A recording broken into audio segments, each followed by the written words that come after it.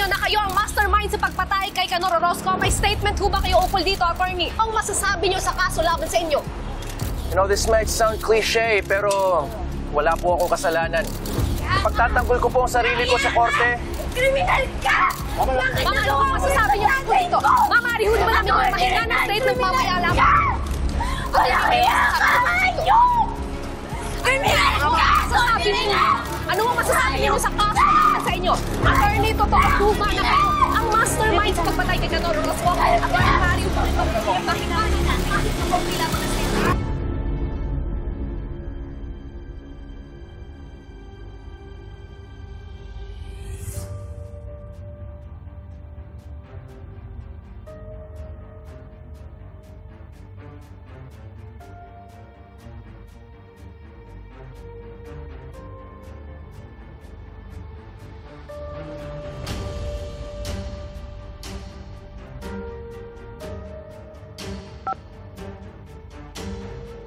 The number you have dialed is either unattended or out of coverage area. Dapat nandito ka na eh. Ano nangyayari sa'yo?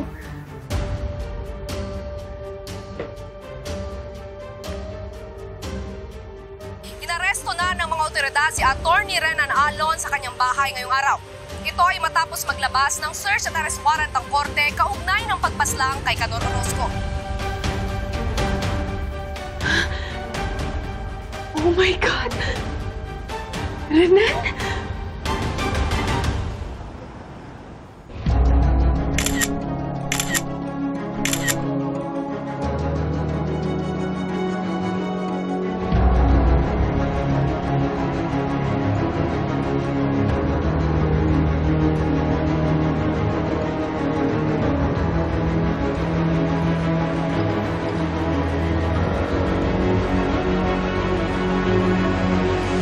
Now, all this effort, and all you have is hearsay from a witness. Nothing concrete. Wala nga kayong nahanap sa bahay ko eh. What a waste of time. Hindi pa sila tapos sa kotse mo. Anong mahanap niyo dun? Mga damit? Car deodorizer? Sa kotse mo, wala. Pero sa mga pinuntahan nun, meron. Hindi mo ba nabasa yung warrant? It includes retrieving data from the GPS installed in your car. Well then, let's hope you're not too late, attorney. Na may madatnan nga kayong mga ebidensya sa mga lugar na pinuntahan ng kotse ko.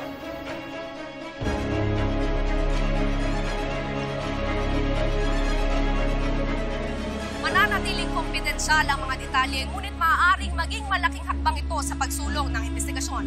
Ang humahawak ng kaso laban kay Attorney Alon ay si Attorney Kurt Ignacio, ang lawyer na kilala sa kanyang Boom Yari Ka podcast.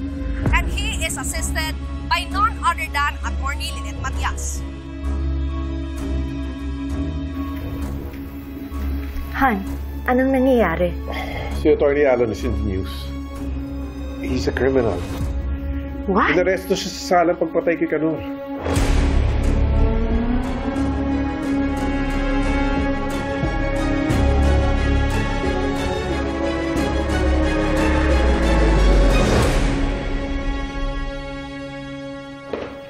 Hello, Tay.